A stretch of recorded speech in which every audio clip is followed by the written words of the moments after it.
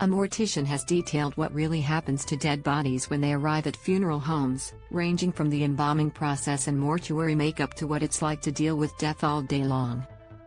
Melissa Jo, from New York, has gained a legion of fans of more than 525,000 TikTok followers for offering a fascinating look behind the scenes of where the dead are prepared for their final resting place. Watch the video above. Mortician shares grim details. For more human interest related news and videos, check out Human Interest with luscious blonde hair and stylish outfits. Melissa doesn't look the part of a stereotypical funeral director, but she deals with death every single day. "There is nothing glamorous about being a mortician," she said on TikTok.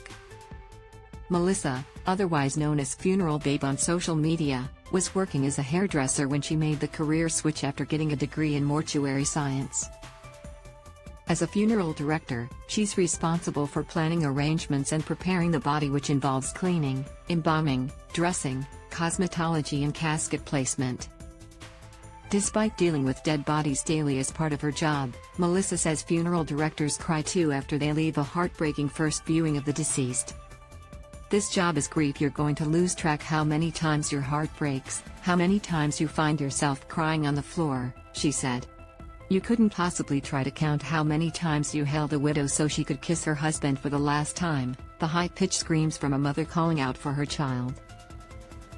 "You'll lose track of the times you have to stand there to hear, 'Mommy, Mommy, wake up, it's time to come home.'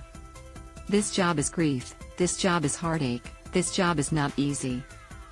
She said some days are harder than others. "The hardest funerals for me are the funerals with no families or friends, and there's no one coming," she said. "You get a death certificate and there's a name and date of birth, but everything else is unknown." During one of the toughest funerals, Melissa said she was standing alone in the room with the deceased.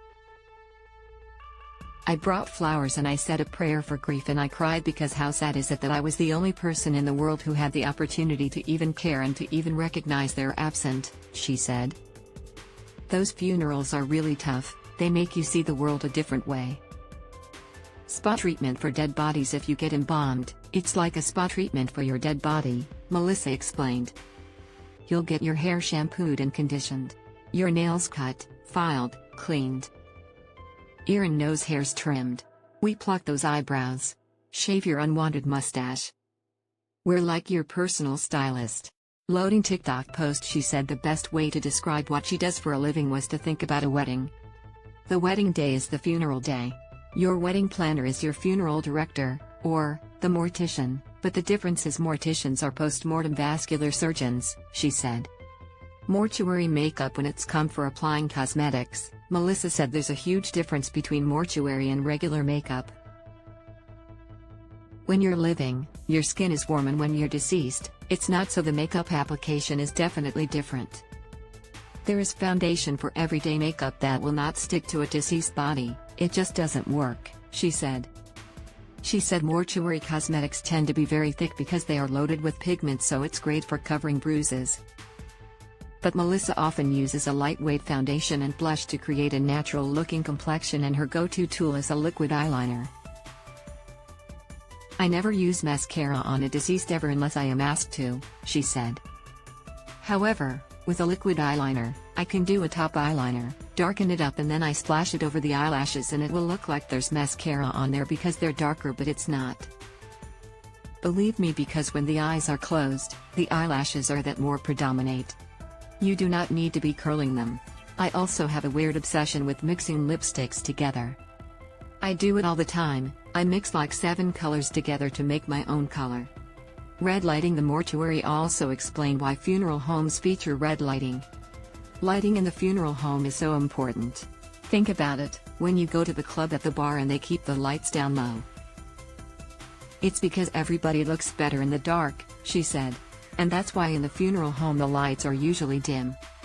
We use red neck bulbs in our lights. They soften the image, you know, it softens the room. You wouldn't want to be under a ring light when you're dead." She added, "You gotta remember, when you die, your skin, your coloring, everything starts to change. Embalming only does so much. There is an array of things we do to make the deceased appear the best they can, and that is also why many funeral homes have heavy drapery, because they are trying to block the light." When maggots appear in another video, Melissa was asked how long it usually takes for maggots to appear on dead bodies. Maggots come from blowflies. Blowflies lay eggs that become maggots. They can smell something dead, animals and humans, within 10 to 15 minutes after death, from up to 10 miles away. One single blowfly can lay up to 300 eggs, she said. Maggots really aren't a thing that we deal with often in the funeral home, not to say we don't. However, Melissa quickly pointed out how maggots are a vital clue for solving crimes and determining someone's approximate time of death. Maggots are really important because they help break down what is dead. Think about all the animals that die in the woods, you know? She said. Before a dead body arrives at the funeral home, Melissa said a doctor or physician are required to sign a death certificate to confirm the person's cause of death. The funeral director needs the death certificate so we could get a burial transit permit. We need that permit for your final deposition, she said. Suspicious death. The medical examiner or the coroner always goes and removes the body and does an autopsy to find out how they died to certify the certificate. Just because someone was in a car accident does not mean it's how they died. There are cases that may be a little questionable. As funeral directors, we're required by law to report anything that may seem suspicious. Broken arm. That could seem a little fishy. Melissa said it takes a strong person to work as a funeral director, but it also takes a strong one to leave the field. That's not because you don't love it or you're not cut out for it, it's way more than that, she said. Just means you love yourself more because you get so used to putting everybody before you that you forget to put yourself first. And finally, thank you all for watching the video. Please like and comment your opinion so we can discuss together. Don't forget to subscribe, press the bell to follow and update many other interesting news. See you in the next videos. Goodbye.